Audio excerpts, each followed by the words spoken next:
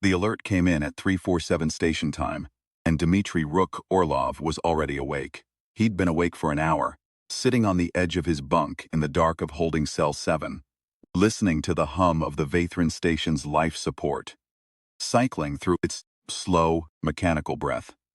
It had a rhythm you could feel through the floor, a deep subterranean pulse that was almost biological. Almost like something alive swallowed you and your body eventually started matching its heartbeat, whether you wanted it to or not. Had been in this station for 11 months. His body had long since stopped fighting it. He was 26 years old and he looked 40. In the beginning, before he understood what the station was, he had spent his downtime trying to map it. Not for tactical reasons. Not yet. Just because the architecture troubled him in a way he couldn't name. He'd grown up in a city of right angles and cluttered sightlines, in apartment blocks where the stairwell smelled of cooking, grease, and there was always something on the wall to look at, a crack in the plaster, a kid's name scratched into a banister, some evidence of the accumulated human presence that had passed through. The Vathrin station had none of this. It repelled accumulation. Its surfaces did not hold marks. The pale composite walls shed fingerprints, shed scuffs, shed any evidence that a living body had brushed against them. Every corridor was indistinguishable from every other corridor in texture and color and width. The Vathrin had built the station the way you build a clean room. Not to keep contaminants out. Rook had eventually understood. To keep their subjects from anchoring themselves to anything. To keep them lost. He'd dealt with this by memorizing the strip light codes. Amber, white, red, blue, green. There were 47 distinct combinations across the station's transit network, and he'd mapped them all in his second month, writing the key in the cramped phonetic shorthand he'd developed for notes he didn't want the Vathrin parse if they found them. He'd kept the key on a piece of what passed for paper in this part of the galaxy, folded small, inside his left boot. The photograph of his mother was in his breast pocket. Both felt equally essential. He'd thought about this distinction at some length in the sleepless hours, and had not reached a clean conclusion. Team had been 7 when they arrived. 6 now. They had been a competitive team, tournament-level gamers who had won a national championship, who had been awarded a set of experimental discs as prize, and who had discovered over the 3 weeks following that the discs were not what they'd been told. Not a game, not entertainment. A delivery mechanism for something that rewrote the way a human nervous system coordinated itself, expanding certain processing pathways and integrating the central nervous system's response, timing to a degree that should, by any prior medical understanding, have been impossible. They had become, without consent or adequate explanation, something that the Vathrin cataloged as significantly enhanced human combatants. The discs were gone now. The Vathrin had taken them during the initial onboarding process, which had been presented as a routine equipment inventory, and which Rook now understood had been the first and most complete act of control in a very long sequence of them. The alert pulsed once on the strip panel beside the door. Amber, his new summons color. Not the red of an emergency, not the white of a training call. Amber, which meant Director Vathrin wanted him specifically, and that the director's patience for delays had been precisely measured and found to be minimal. Rook pulled on his boots, ran his fingers through his hair, and moved to the door before the panel could pulse a second time. The corridor outside was smooth and pale as the inside of a bone. Vathrin architecture had no angles below 90 degrees, no surface that wasn't a variation on white or cream or bone-pale gray. When Rook first arrived, he'd thought it felt sterile, clean. Now he understood that it wasn't cleanliness, it was erasure. The Vathrin built their spaces to contain no visual noise, nothing for the human eye to catch on, nothing to anchor a memory. 11 months in, he still couldn't remember the layout between his cell and the command gallery. He navigated by the colored strips, Amber leading him forward the way a rancher leads a calf. He passed Komar in the secondary corridor junction. Kirill Komarenko, Komar Mosquito, the one who never shut up in normal circumstances, was leaning against the wall with his arms folded, staring at the floor. He had dark circles under both eyes and a healing split on his lower lip from the last physical assessment. He didn't look up when Rook passed. "Doctor's call?" Rook asked. "No." Komar didn't move, just standing. Rook slowed but didn't stop. There was something in the way Komar was standing. Shoulders down, neck loose. The exact posture of a man who has finished deciding something and is waiting for the opportunity to do it. That made the back of Rook's neck go cold. He filed it away. At the command gallery, the 3 Vathran observers were already positioned at their monitoring stations, their compound eyes tracking him as he entered. The Vathran looked, at first glance, like they'd been designed by someone who had heard a thorough description of a human being and tried to reproduce it from memory. Bilateral symmetry, 2 limbs for locomotion, 2 for manipulation. A head structure with sensory organs clustered at the top, but the proportions were wrong in ways that never quite normalized.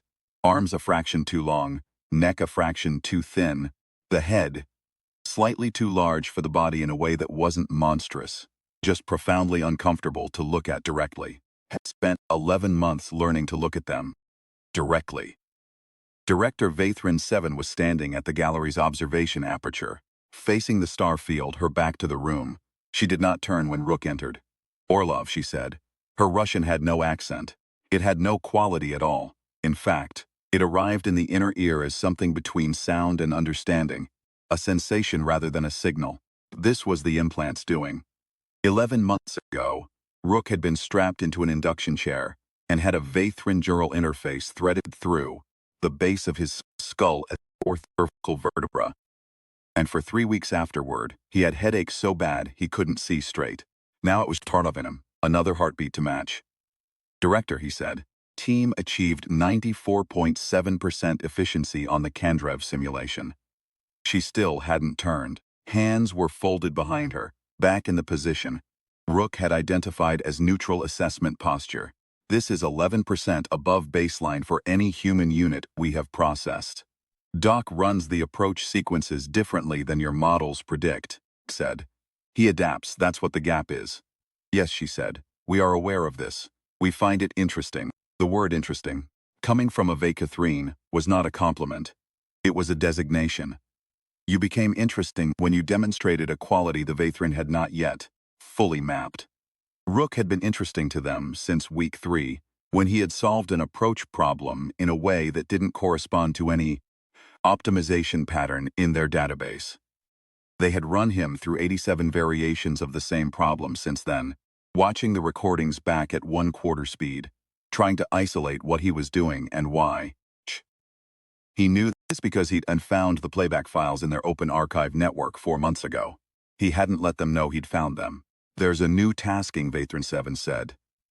She turned, finally, and crossed the gallery to the display table at its center. An image resolved from the table's surface, a planetary installation, cold and gray, built into the slope of a mountainside on what Rook recognized as a Class M terrestrial body. The Syndicate Depot at Aura 6. They have been moving enhanced capacity neural arrays through this location for distribution to their client networks. We need these arrays destroyed before the next distribution cycle. Rook looked at the installation. His eyes moved across it the way they always did now. Entry vectors, sight lines, structural vulnerabilities, fallback routes. He couldn't turn it off anymore. He'd started doing it in the mess hall, in the corridors, in his cell. His brain had rewritten itself without his permission, and now it could not see a space without automatically wargaming it. What is the Syndicate? He asked, not for the first time. A criminal network operating across 7 systems. Same answer as the last 14 times. You've had us run interdiction missions against them for 9 months. What they're moving, who they're selling to. We never get the full picture. You have the picture necessary for your function, Orlov. There it was. Your function. 11 months of drilling, simulating, running operations against Syndicate supply lines, and the director still spoke to him with the precise warmth she would reserve for a particularly well-maintained piece of equipment. Rook had noticed early on that the Vathran never thanked them, never acknowledged a completed mission as more than a data point. The team had laughed about it in the first weeks. Nervous laughter, the kind you use to hold something at arm's length. Nobody laughed about it anymore. My function, Rook said. Right. He memorized the installation. He was given 11 minutes of viewing time. Then the display cleared, And Vathran 7 folded her hands behind her back again. Understood he was dismissed. He found Doc waiting for him outside the gallery. Ruslan Avdiv, Doc, whose medical training had been real before the implant made him something else entirely, was sitting on the floor of the corridor with his back against the wall, arms resting loosely on his knees, watching Rook emerge from the gallery with the particular patience of a man who has been waiting exactly this conversation for some time. He had the same pallor as all of them now. The station's artificial light pulled the color out gradually, left you looking like a photograph of yourself taken through heavy glass. 43rd tasking, Doc said without preamble. 44th, Rook said. 4 missions against the Syndicate in 11 months. Doc's voice was very flat. With a team of 6. Started with 7. Tall's absence was a weight in the sentence that neither of them acknowledged directly. Konstantin Spasov, Tall, the tallest and the quietest and the one who could do things with a long-range system that the Vathrian analysts still hadn't finished modeling, had died on Mission 31. An extraction from a Syndicate communications hub on a frozen moon. He'd taken a penetrator round to the upper chest in the final corridor and had walked out under his own power, which was the implant's doing. Without it, he'd have been down in 30 seconds. With it, he'd made it to the extraction pod, gotten everyone else inside, and died during the ascent. His last words had been about the weather. He'd said the moon's atmosphere reminded him of winter mornings in Ekaterinburg when the air was so cold it squeaked under your boots. The Vathran had logged his death as an acceptable operational variance. 44 missions, Rook agreed. I've been thinking about the neural arrays. Doc stretched one leg out, examined his boot. Every Syndicate site we hit, communications relays, supply depots, distribution hubs, there are always neural arrays. Every single one. Destroy them on the director's orders and we move on. Rook leaned against the opposite wall and waited. I went into the archive 4 months ago, Doc said. I know. Doc looked up, a beat of silence. You went in too, Doc said. Yeah. So you've seen the harvesting protocols. The words landed like something dropped from a height. Rook had been waiting for someone on the team to say them out loud for 4 months. He'd thought it might be Yan first, or Comer, or possibly Rita. But he'd known it would eventually be Doc, who was meticulous and methodical, and who had once told Rook that the only difference between a good doctor and a bad one was the willingness to look at things you didn't want to see. I've seen them, Rook said. The arrays aren't hardware, they're pattern capture matrices. Every time one of us completes a simulation, completes a mission, makes a decision in real time under fire, the implant logs it, packages it. The neural interface isn't just a translator, Rook. It's a recording device. I know. They're building something. A synthetic combat intelligence. They've been building it out of us. Out of our decisions, our adaptations, the specific way humans solve problems under pressure. Doc's voice hadn't changed in pitch or volume, but something in it had compressed. The way a structural element compresses before it fails. We aren't operatives. We never were. We're a data source, a harvest. The corridor hummed. The life support cycled. Somewhere deeper in the station, pressure door sealed. The Syndicate sites we hit, Rook said quietly. The neural arrays we destroy. Competing data capture infrastructure, Doc said. We're not eliminating a criminal network. We're eliminating competition. The Vathran brought us here to generate training data and to clear their rivals. 2 functions, neither of them what they told us. Was quiet for a long time. Then he said, who else knows? Komar worked it out from the other direction. He noticed the implant's transmission cycles. They pulse on a 3-hour schedule that doesn't correspond to any navigation or communication function the station runs. He's been watching it for 2 months. Doc paused. John was the one who found the finished synthetic profiles in the deep archive. There are 12 complete cognitive maps in there. 12. Previous cohorts, all human. Previous cohorts, Rook let that sit. Rita, he said, she's in the medical annex. They've had her in there for 6 days. They said it was a routine implant calibration. It's not calibration, Rook said. No, Doc said. It's not. What it was. What Rook had understood for the last 72 hours with a slow, grinding certainty that felt less like discovery and more like a thing you'd always known arriving at its final destination, was leverage. Rita Smirnova had been the least cooperative member of the team since month 4. She pushed back. She asked questions. She had twice refused on tasking and accepted the consequences. And the consequences had been calibrated to punish without breaking. The Vathran were very precise about this. They understood that breaking a human subject too severely degraded the quality of the data they produced. Pliant but functional. That was the target state. Rita had refused to be compliant. So, they'd taken her to the medical annex and reclassified her absence as a routine procedure. And they were waiting to see what the rest of the team would do. They want to see if we'll run the Aura 6 mission anyway, Rook said. Yes. If we do, they know they have us. Yes, Doc said. And if we don't, they escalate. Rook pushed off from the wall. So we run the mission. Doc looked up sharply. Rook, we run the mission, we go to Aura 6. And then we come back with the neural array, instead of destroying it. The silence that followed was the specific silence of a man realizing that someone he trusts has been thinking further ahead than he has. If we bring it back, Doc started. If we bring it back, we have the complete technical schematics for the harvest architecture. And leverage. Real leverage. Not the kind where they hold Rita, and we're supposed to fold. Rook looked down the pale corridor. We find out what the arrays actually capture, and we use that to find out where the finished synthetic profiles are stored. And then, we put every piece of evidence of what the Vathran have been doing in the hands of every opposition authority, in every system that knows what the Vathran are. Doc was quiet for a moment. That's a very long chain of dependent steps. I know, a lot of things have to go right. I know, if it doesn't work. I know what happens if it doesn't work. Rook turned and met Doc's eyes. I'm going to tell you something, and I need you to hear it clearly. I will not be their data anymore. I will not watch them complete another profile off our backs. Tall is in 12 years of synthetic combat intelligence now, logged and compressed and running in a system somewhere, and they filed his death as an acceptable operational variance. That's where I'm standing. Where are you? Doc didn't answer immediately. He was looking at the floor, and Rook could see the calculation in his face. The precise, methodical assessment that was Doc's particular mode of processing difficulty, weighing consequences against each other the way a pharmacist weighs compounds. It had saved them on 7 separate missions. It had also, on Mission 22, led to Doc completing an operation the team had voted to abort because his assessment had determined it was achievable, and the director had confirmed the priority. Rook had not forgotten that.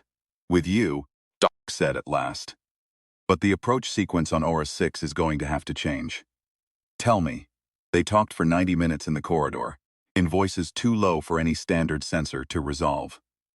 They had learned in month 3 that the station's audio surveillance had a floor of about 40 decibels and a minimum resolution distance of roughly 2 meters. The Vathran were extraordinarily sophisticated in some respects and remarkably indifferent to others. They relied on the implant's passive monitoring so heavily that they had invested almost nothing in environmental surveillance. Why would you need eyes and ears in the walls when you had something threaded through every subject's brainstem? What they had not anticipated was that the implant's transmission could be partially suppressed. Jan Zak had found this. Quiet, precise Jan, been the team's electronic warfare specialist before the implant and had become something considerably more after it. Jean had spent 4 months figuring out how to create a partial interference pattern using 2 modified station tools and a rhythmic low-frequency hum that fell just outside the range of human hearing. It didn't block the implant's transmissions completely. It attenuated them, made the signal noisy, made the Vathran analyst's playback of those transmissions frustrating and unreliable. The Vathran knew the signal degradation was happening. They had attributed it to harmonic interference from the station's drive system. Jan had been very careful to time it that way. Team assembled in the equipment bay 3 hours before the mission clock. 6 of them, Rook, Doc, Kamar, Jan, Lena, and Sasha, had joined the team after Tal's death, and who had been quiet and watchful for 6 months, saying very little, and who Rook now understood, had been watching the same things they had been watching, and arriving at the same conclusions. Jan activated the interference pattern from a concealed emitter in his gear harness. They had 4 minutes before the analysts would log the degradation and begin investigating. Aura 6, Rook said. He kept his voice low and even.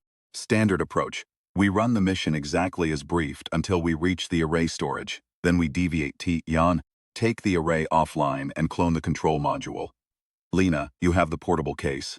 The array goes inside, not in pieces on the floor. Doc runs the standard destruction sequence on the housing so the sensor read from the Vathrin systems shows a complete structural demolish. Komar, you cover the secondary corridor. What about their drone surveillance? Komar asked. Aura 6's external sensor grid runs on a 40-second cycle, Jan said. I identified the gap on the last 3 reconnaissance passes. We have a window. And when we bring the array back, Lena said. We bring it back, Rook said. And we walk it down to the director, and we tell her we recovered it intact because we identified it as a new, Syndicate variant with unknown capabilities and wanted to deliver it for analysis rather than destroy it before cataloging. Standard escalation protocol. They wrote that protocol. They'll accept it. And while she's deciding what she thinks about that, Doc said, Jan's clone module is running a full architecture dump. 12 hours, Jan said. I need 12 hours and the full technical schematic is ours. We have 12 hours. Because the analysis queue after a recovery mission is never less than 18, Rook said. No one objected. No one asked if he was sure. They had been together for 11 months, and they had been through 43 missions, and they had watched each other, make decisions under conditions that would have broken most people. And whatever the Vathrin had been building out of those decisions, the humans themselves had been building something too. Something that looked, from the inside, a lot like the thing that keeps a person going when every rational calculation says they should stop. Rita, Komar said. Just the name. Rita. Confirmed. After the dump, not before. If we move on the medical annex before we secure the evidence, we lose the leverage and we lose any chance of getting out of here. Komar nodded once, his jaw tight. He understood the logic. He didn't like it. Neither did Rook. We come back with everyone, Rook said. That's the only parameter that doesn't flex. The interference emitter had 30 seconds left in its window. Jan reached to his harness and killed it. The hum ceased. The implants resumed their passive pulse.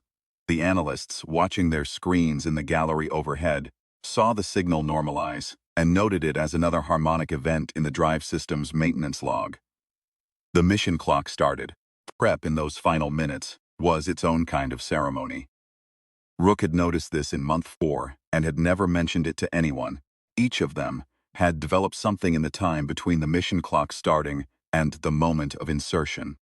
Not ritual in any formal sense, nothing you could write down as a procedure, but the specific settling in of a person who has decided to do something difficult and is making their peace with that decision in whatever private way works for them.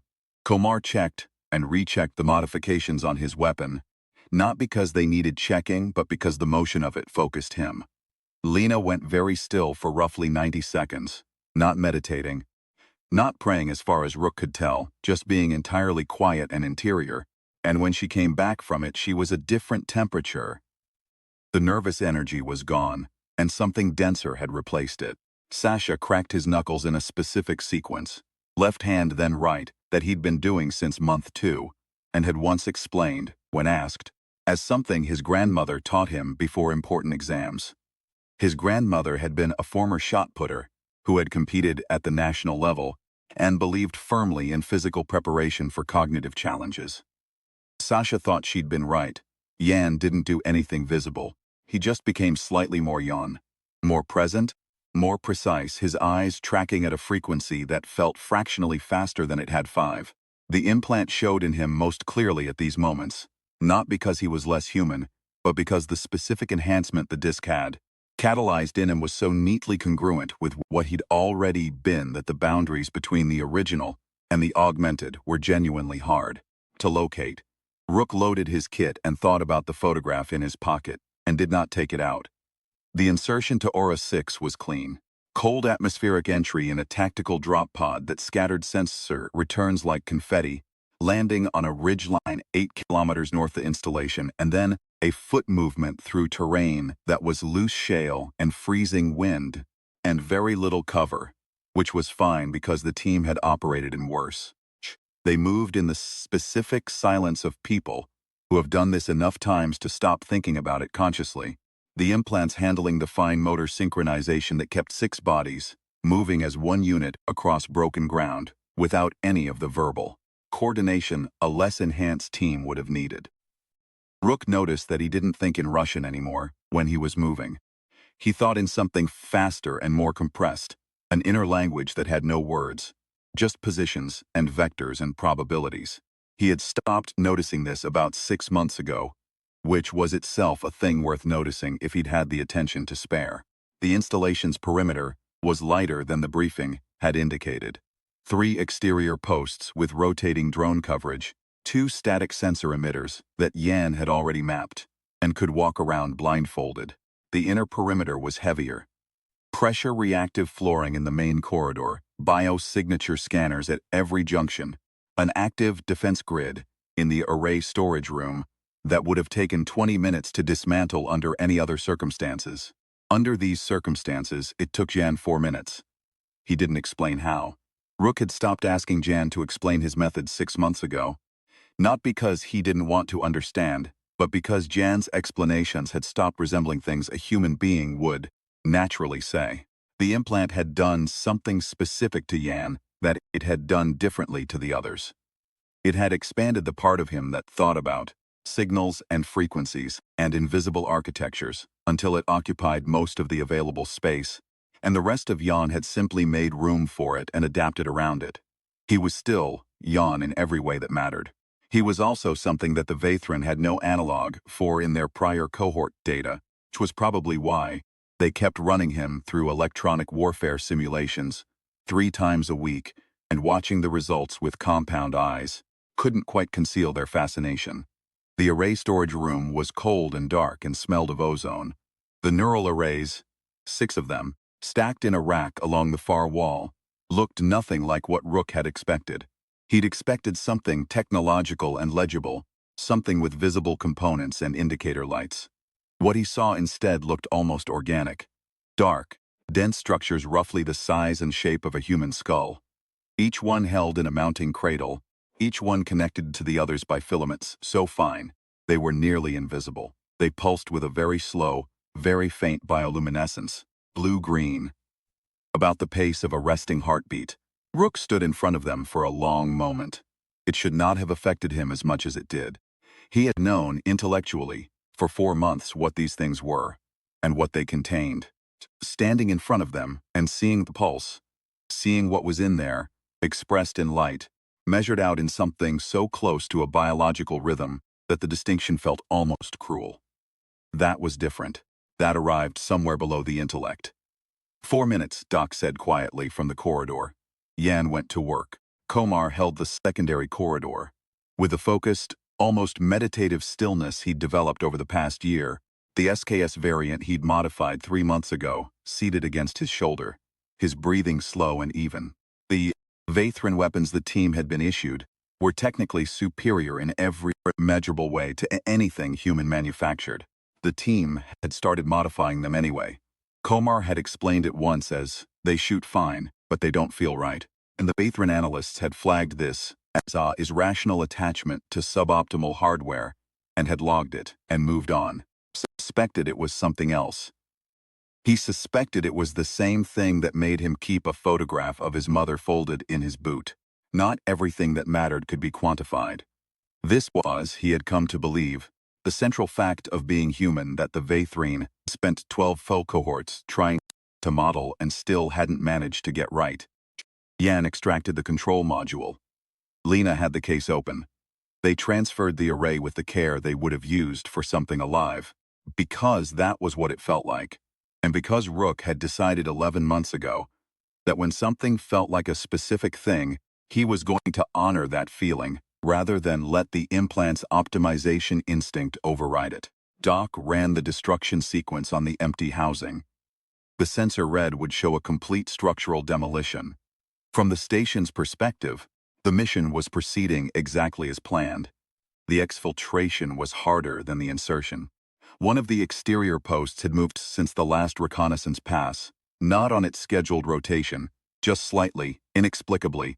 The way patrols sometimes shift for no reason anyone can identify, the random variable that training accounts for in principle and that still kills people in practice. Komar saw it first and changed the route without breaking stride, the whole team adjusting in a flowing ripple that took less than 3 seconds, and that Rook knew, with a bone-deep certainty, was not in any of the 12 completed synthetic profiles. Because whatever the Vathrine were trying to build, they couldn't build this. They could capture individual decisions and model individual optimizations. This. 6 people who knew each other well enough to share a nervous system without wires, who had earned each other's trust in blood and cold, and the specific terror of a corridor that won't resolve until you're in it. This was not a thing you could reduce to data. You had to have lived it. The drop pod was where they'd left it. The ascent was clean. Watched Aura 6 shrink below them, a gray scar on a gray mountain, and felt nothing in particular about destroying it. He felt something about what Jan had in the portable case. They docked with the station at 1714 hours. Vathrine 7 was at the bay when they arrived, presented the recovered array with the precise, careful language of a subordinate who has done something unexpected and wants credit for it. Improvised recovery of an unknown syndicate variant. Standard escalation protocol. He watched the director's compound eyes track the case in Lena's hands, watched the small shift in her posture that indicated calculation rather than action.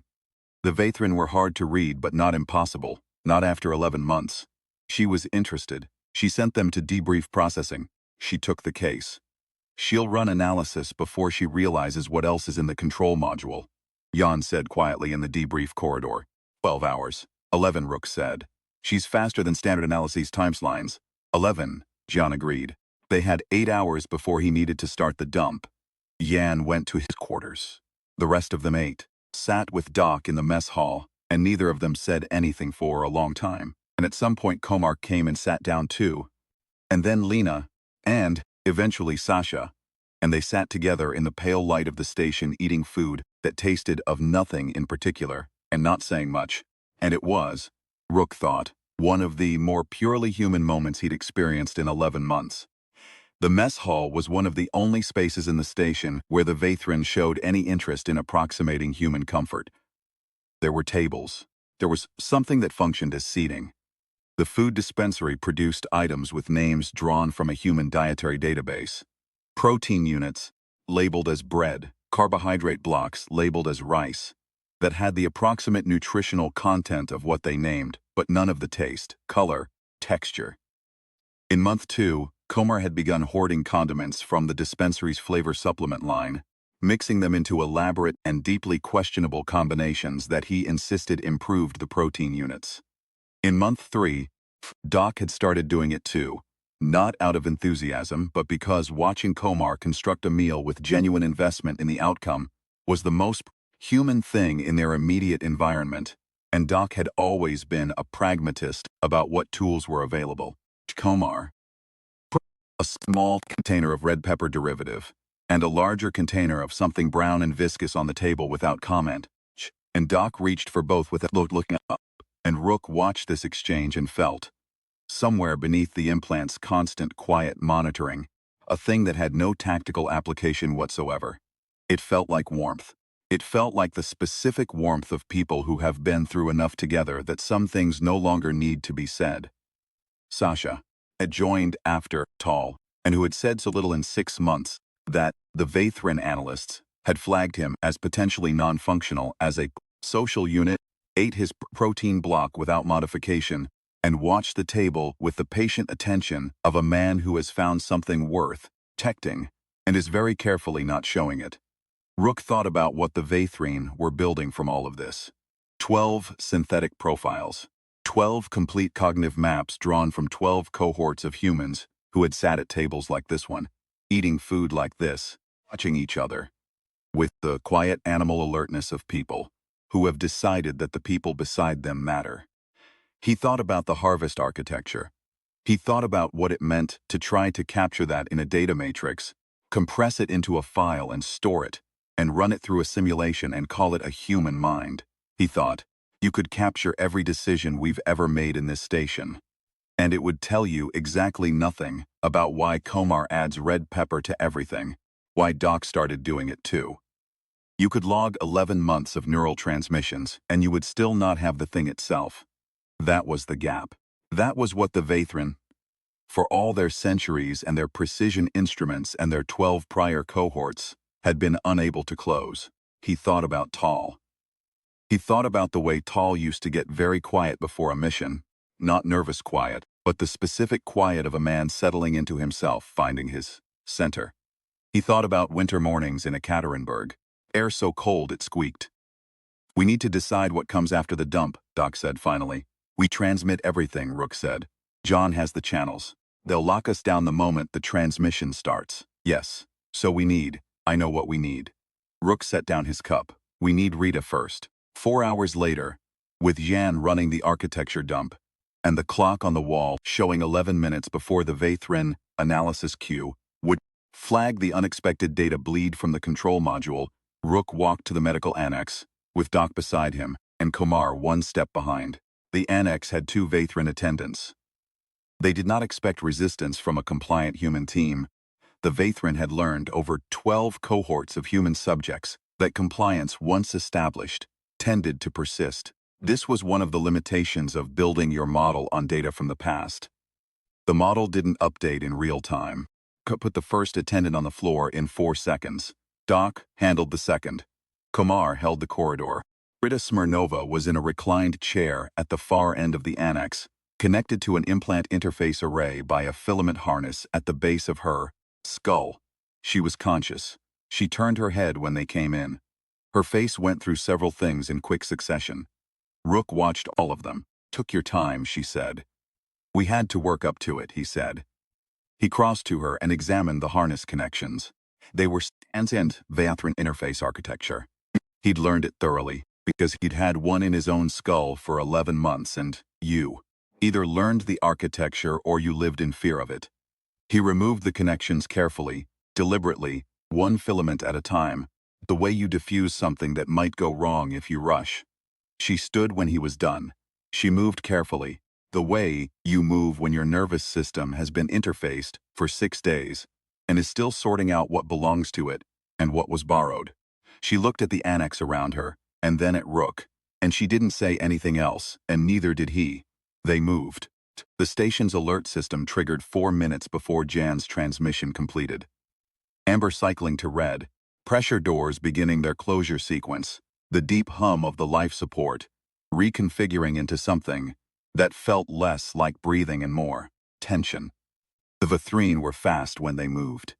The corridors filled with their pale forms, wrong proportioned and eerily coordinated, moving without any of the shouting or confusion that a human security response would have produced. Rook had planned for this. What he had not planned for was Doc.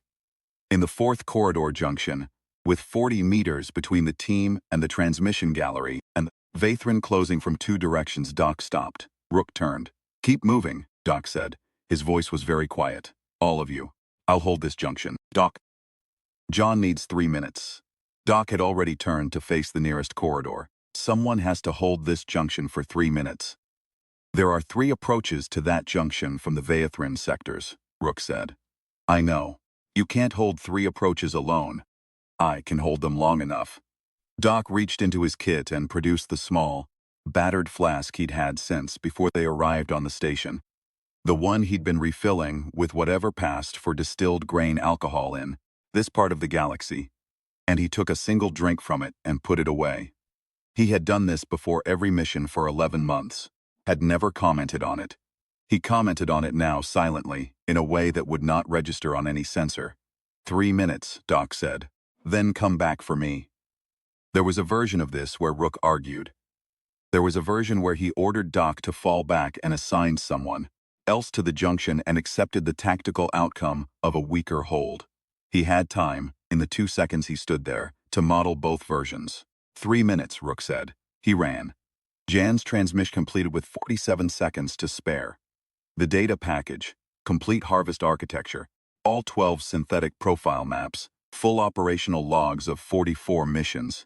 The director's correspondence with her superiors, competing infrastructure analysis, that confirmed the syndicate operations had never been anything other than a commercial rival clearance program, went out on 7 simultaneous channels to every independent monitoring authority, legal body, and alien government in the system with a record of opposing Vathrine expansion. Rook went back for Doc with 22 seconds left. He was still standing. Barely. 3 Vathrine down in the junction corridor, not dead. The team had held to incapacitation throughout. A decision Rook had made in the planning, and enforced in practice, for reasons he couldn't entirely articulate, but that felt important. That felt like a line. And Doc leaning against the wall, with a disruptor burn along his left forearm and a look on his face that was extremely tired, and not at all defeated. "You cut it close," Doc said. "You said 3 minutes," Rook said. "It was 2 minutes and 40 seconds. "I'll revise my timelines," Doc said. Komar came up behind Rook and got Doc's arm over his shoulder, and they moved. The station was in full lockdown. The Vathrine had sealed the docking bays. This was, from their perspective, the logical containment response: seal the exits, manage the internal situation, restore order. It was what their models predicted a security response should look like. What the models had not adequately weighted was the 44th cohort's 11 months of direct experience with this station's infrastructure. Not because the implants hadn't logged it. Because the implants had logged 11 months of Rook deliberately, consciously, methodically mapping every accessible system in the station under the guise of routine maintenance requests and boredom-driven exploration, and filing those maps in the part of his mind that was still entirely his own. The secondary docking approach was through the station's waste processing annex. It was not on any standard transit map. The Vathrine, who had no concept of waste processing as a navigational hazard, had not sealed it. They came out into the secondary bay, smelling considerably worse than they'd gone in. 2 small transit vessels were docked at the near-side berths. Jan had both running in 90 seconds. Rita took the second vessel's controls, without anyone suggesting it. She had been a driver before she was anything else, and she was a driver still. And, whatever 6 days in the medical annex had done to her nervous system, it had not touched the particular deep structure knowledge of how to put a vehicle through space at high speed in a direction that would not result in everyone aboard dying. She was, Rook thought, watching her hands move across the controls with the quiet certainty of something natural rather than trained extraordinary. She had always been extraordinary. The Vathrine had never managed to quantify this, and it had made them deeply uncomfortable. And they had responded by trying to take it apart and understand it. And it had not worked, because some things did not yield to that kind of attention. The Vathrine pursuit launched 4 minutes after their departure. It was not close. Not because the transit vessels were faster, they weren't. Not because the pursuit was understaffed or poorly coordinated, it wasn't. It was not close because Rita Smirnova flew the second vessel through a debris field at the system's outer belt at a speed and along a trajectory that required real-time decision-making of a kind that no navigation model had an adequate map for. Intuition in the truest sense of the word, the body knowing before the mind catches up. And the Vathrine pursuit, pilots, excellent by any standard metric, coordinated, disciplined, operating within optimal parameters, could not follow. Rook watched it from the co-pilot feed on the first vessel. He watched the second vessel thread through tumbling rock and ancient ice fragments at a speed that should have been suicidal, and wasn't. Watched the pursuit pilot's formation fracture, as their models failed to predict the next course change, and then the one after that. Watched them begin to adjust their approach patterns, and then watched Rita change the pattern again before the adjustment could complete. It was the most extraordinary thing he had seen in 11 months of watching extraordinary things happen, and he watched it with the specific attention of someone who understands. He is seeing something that cannot be taught, only possessed. He was early in their time together before the station, how she drove the way she drove. She had thought about it for a moment and said, "You stop deciding and start knowing." He had thought that was a driver's answer, the kind of thing you say when you can do something and can't explain it. Now, watching her dismantle a professional Vathrine pursuit formation, With a borrowed transit vessel in an asteroid field, he understood it was also a deeply precise technical description of what the implant was trying, and failing, to replicate. The Vathrine wanted the knowing. They had spent 3 centuries trying to extract it from human subjects and store it in a matrix, and they had produced 12 synthetic profiles, and every one of those profiles was at bottom a decision tree. A map of choices made. Not the thing beneath the choices. Not the thing that made you stop deciding and start knowing. Suit pilots reached the edge of their operational radius and turned back. The debris field thinned. The stars came out. In the first vessel, Ch was sitting on the floor with his back against the bulkhead, and his eyes closed, not because he was injured or exhausted, though he was both, because he needed 1 minute in which nothing was required of him. The implant was still there, at the base of his skull. They all still had theirs. Removal required a surgical environment they didn't have, but it was quieter now, or he was quieter around it. He couldn't tell the difference anymore. In his pocket, folded against his chest, was the photograph of his mother. It had been there for 11 months, through 44 missions, through every corridor and cold slope, and pressurized bay and junction fight, always there, always slightly warmer than the ambient temperature, because his body kept it warm. The implant had never logged it. The Vathrine had never known it existed. He thought that was exactly right.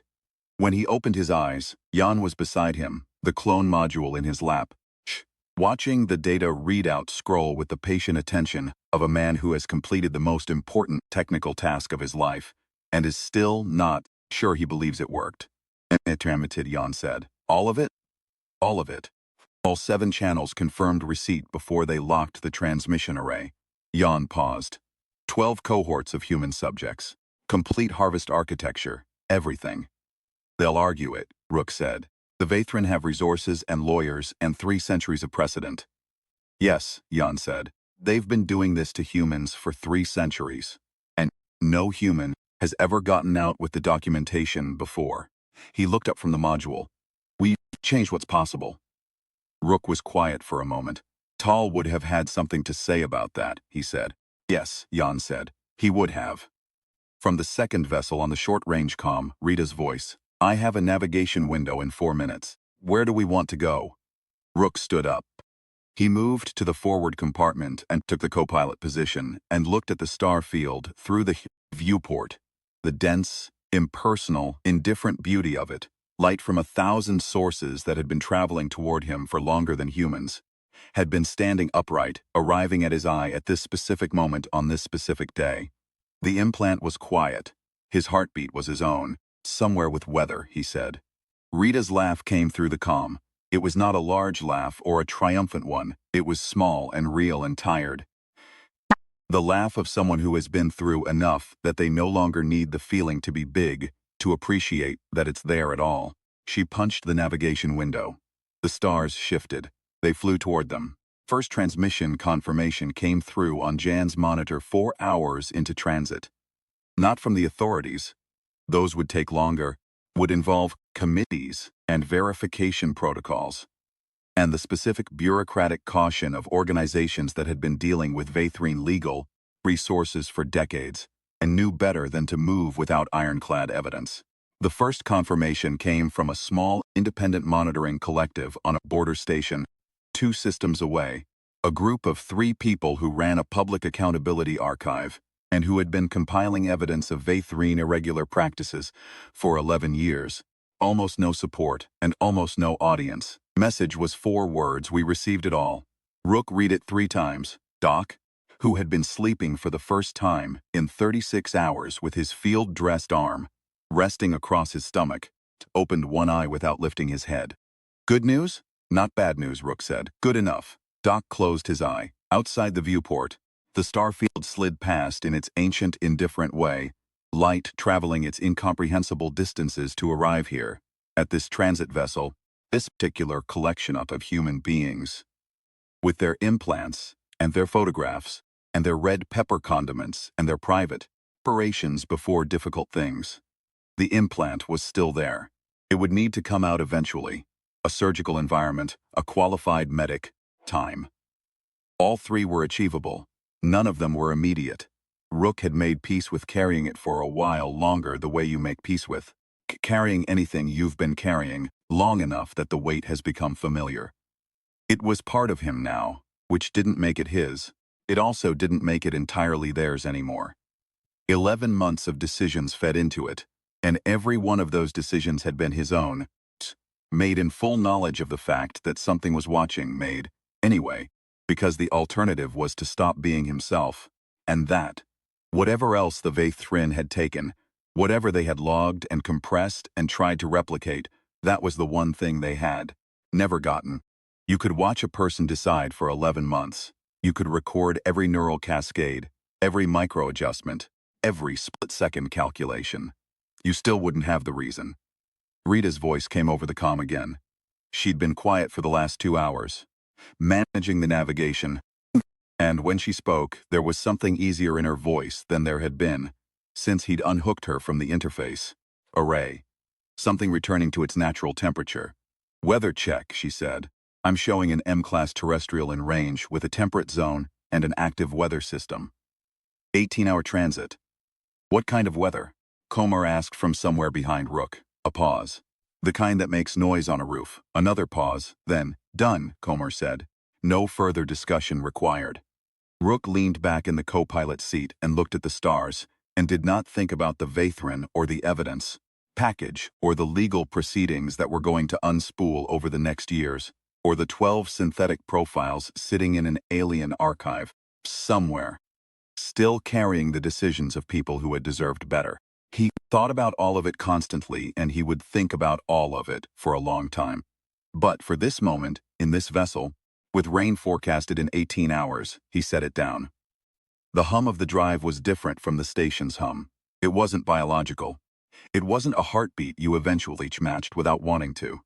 It was a machine doing its work, nothing more, and it produced a vibration in the floor that was exactly the right amount of noticeable to feel like movement, like progress, like the specific sensation of going somewhere. He had missed that sensation more than he had known. He was still missing Tall. He would keep missing Tall. That was the correct response to the thing that had happened to Tall, and Rook intended to maintain it. Intended to carry this missing the way he carried the photograph, as evidence of something real that had happened, and that could not be overwritten by anyone's data model, or archived in anyone's synthetic profile, or pressed into an acceptable operational variance. Tall had liked winter mornings. The air squeaking under your boots. Would remember that when it snowed. 18 hours, rain on a roof. The stars continued past.